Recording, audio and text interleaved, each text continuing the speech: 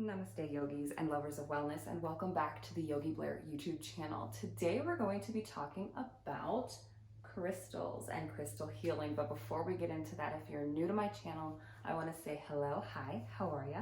My name is Vanessa Blair Ferris. I'm a certified registered yoga instructor with a passion for sharing yoga videos as well as wellness videos with anybody that needs it, especially those that are healing from trauma. So if that's something that you're interested in, if you're looking for ways to improve your mental health, stick around. Consider subscribing to my channel if you feel so compelled to do so. You can find me on Instagram and TikTok at yogi.blair, Facebook, Vanessa Blair Ferris. My email is always linked below, yogiblairfortwayne@gmail.com. You can send me anything you'd like there. You can find me on Spotify, Google Podcasts, I believe Apple Podcasts. I have the Yogi Blair podcast out now. And I have a blog on my website, which is up in the banner of my YouTube channel in that right-hand corner. You can click on my website and go there as well, find all my class schedules and things. And with all of that out of the way, let's get into today's video.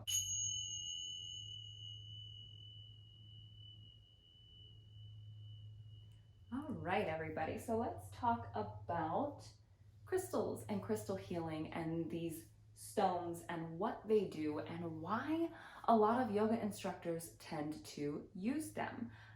Let's just go ahead and grab them all here. They should fit in my large hand.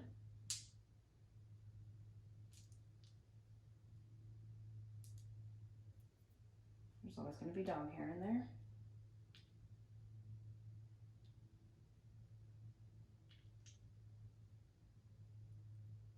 Perfect. All right, so yes, they all fit. These are my crystals.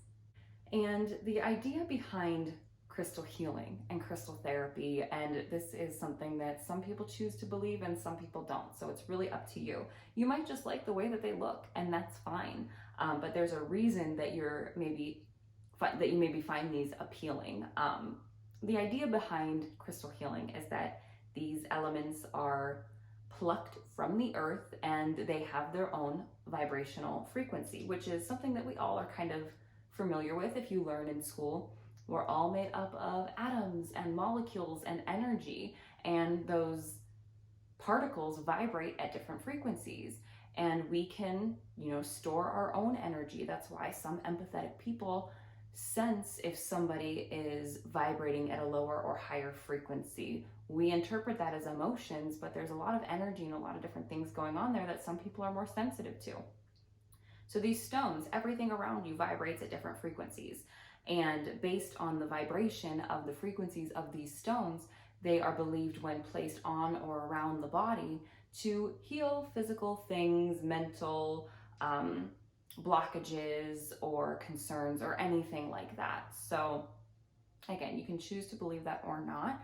I personally feel like there is something behind it. However, I would still go to a doctor if I needed medical treatment. You know what I mean? It's just a nice little thing to have and a nice little way to play around with your intuition and your energy and everything else. So these are the stones that I have. I went shopping with one of my friends, my teachers. She was actually one of the people that was behind my 200-hour teacher training. She's amazing. She's so knowledgeable, and she kind of educated me on all this stuff. She knows so much more than I do, but I have a general idea of what I have and how it kind of works. And also I got these two.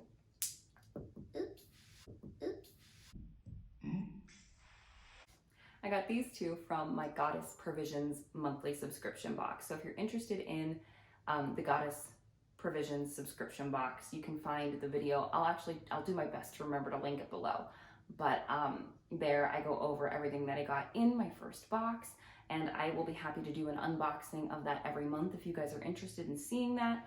And they have crystals in every box, which I love. So I got those in there. If you use the link below that I have in my description, you can use my referral link to sign up for your own subscription.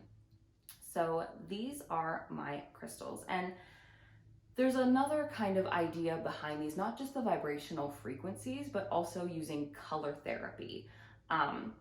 These colors of these crystals can be associated sometimes with chakras. So crystal healing has been derived kind of from ancient holistic Chinese medicine when we're talking about the energy and our chi, and also Buddhist culture when we're talking about chakras and aligning chakras and healing energy that way. So when we talk about color therapy, it's kind of easier to remember what certain stones do.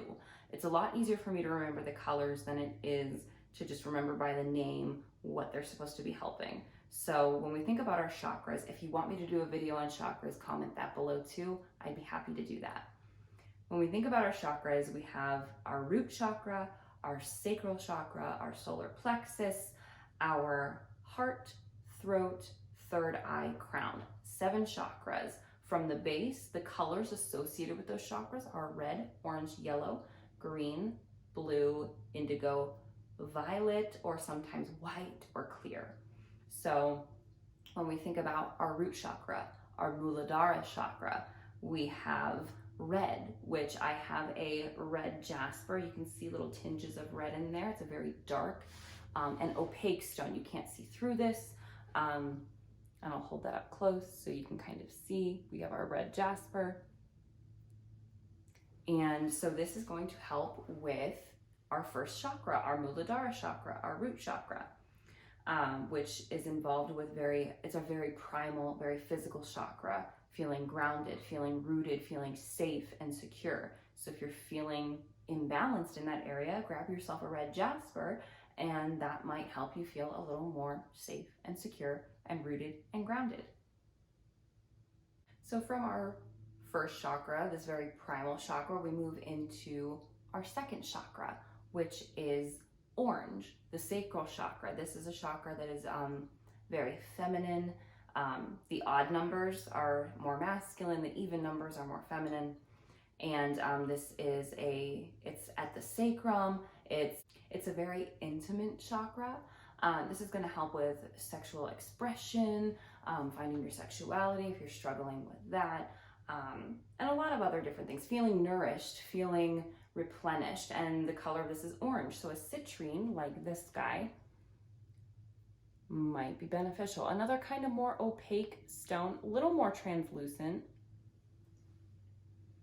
And then we move into the solar plexus chakra, which is our power chakra. This is a chakra where if it's imbalanced, you might feel timid or scared, or maybe not so in tune with your confidence. We're getting a little more into, from our primal, we're moving into ourselves. And that color that is associated with this solar plexus is yellow. So we have tiger's eye, which looks kind of brown, but when you look up close, there are those gold, yellowy colors in there too. So from the solar plexus, we move to the heart. Now we're really dealing kind of with our sense of self and others. Our heart chakra, we need to open our heart up to others or to ourselves, feeling self-love, feeling love for others. So a color associated with this one is green and also pink. So I believe this is, I always forget, chrysocolla. And I believe this is more categorized as green, even though it's aqua, kind of bluey. I believe this is on the green side, and I believe this is good for the heart. It could be throat though. Another one that is amazing for the heart is our rose quartz. I have a big chunk of rose quartz. It's one of my favorite stones. I'm always attracted to heart chakra stones. And when we think of, these pinks, the rose quartz, rose is associated with love. Love is associated with the heart. So that's how I always remember that this is a heart stone. Great for self-care days. If you're doing, having a self-care moment in the bathtub, you can set those in the bathtub. Another good one for the heart chakra is this pink opal that I got in my Goddess Provision subscription box. Anytime we need to give ourselves love, give others love, or we feel like we're closing off, that's a great time to grab a heart chakra stone. So then we move into the throat, which is blue. So I actually am feeling like, I can't remember if this one is associated with heart or throat, but I think it's throat. So we have our heart stones here. Then we have chrysocolla, which is a throat chakra, depending on how you feel about it. When we move into the throat, now we're talking about expressing ourselves, expressing our thoughts, verbalizing things, being able to talk about feelings and emotions without shutting down. And that is what our throat chakra is. When it's balanced, that's what we're going to be able to do. And if you feel like you're unable to voice opinions or things like that, that's where your blue stones are going to come in, your chrysocolla.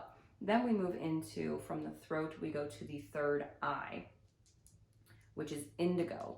And I have sodalite, which is a very deep blue. Our third eye is our intuition. Now we're moving from ourselves to our intuition, to, you know, maybe higher power, if that's something that you choose to believe in. And so, yeah, we have our indigos there. This is agate, I think, which is also a blue. It's a very light blue, but I also feel like this one is good for the third eye, maybe even the throat as well.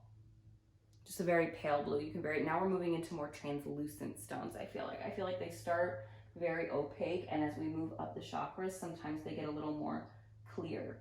And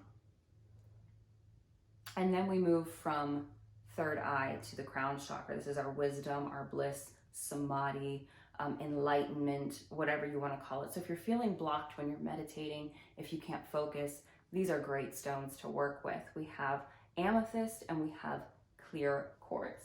And I feel like too, this one might even, your agate might be a good one as well. So we have our clear quartz, which is obviously clear.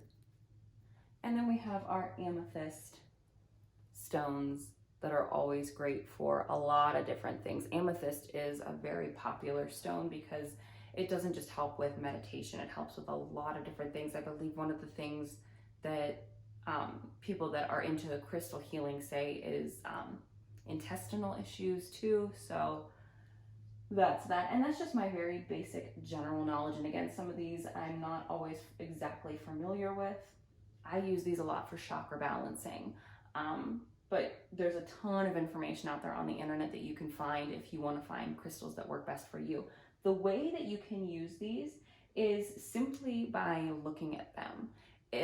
Like I said, the color therapy of this really does help. You can use these in your yoga practice, placing them at the top of your mat. And anytime your drishti is down, you can stare at that stone and that will help. And then the energy will be right next to you and it will help to balance you. When you meditate or you're in shavasana, you can use these. You can place them on your body. If you want to use a throat chakra stone on your throat, that can be fun. You can place your heart chakras on the heart chakra, or you can even place them around you. If you're sitting up to meditate, you can sit in a circle with your stones, or you can set your stone near you. You can place it in your hand and hold your hands out. Any physical contact with that stone is going to help bring that energy in and balance you out. And another important thing to remember is to charge your crystals or cleanse your crystals. Anything that absorbs energy can hold on to that. And I think we all, especially introverts, kind of get that. When you're around a bunch of people, you feel like you kind of accumulate all of their energy and then you need to recharge. And there's a similar concept with anything that you're using for a healing purpose. You can cleanse your crystals by, smudging them with sage. You can leave them in sunlight or moonlight. You can cleanse them with water or an energy clearing spray. There's all kinds of things that you can do. You can look up what works best for you. Everyone has their own favorite ritual, and it just depends on what you prefer. So that's my very basic knowledge on crystal healing and crystals. If you have any questions, feel free to leave them below. I know that was very basic, so if you want to learn more, feel free to ask and I'll get you the answers that you're looking for. And if you want to learn more about chakras, please feel free to ask as well. I love talking about the chakras, and I'd be happy to do a video on those as well, or even do a series with each chakra. That could be fun too. So let me know what you guys are looking for. I'm always happy to do it. Hit that subscribe button if you haven't already. Find my podcast, find me on social media. And I will see you guys in the next video. I hope you live happy, live free, live well. Namaste.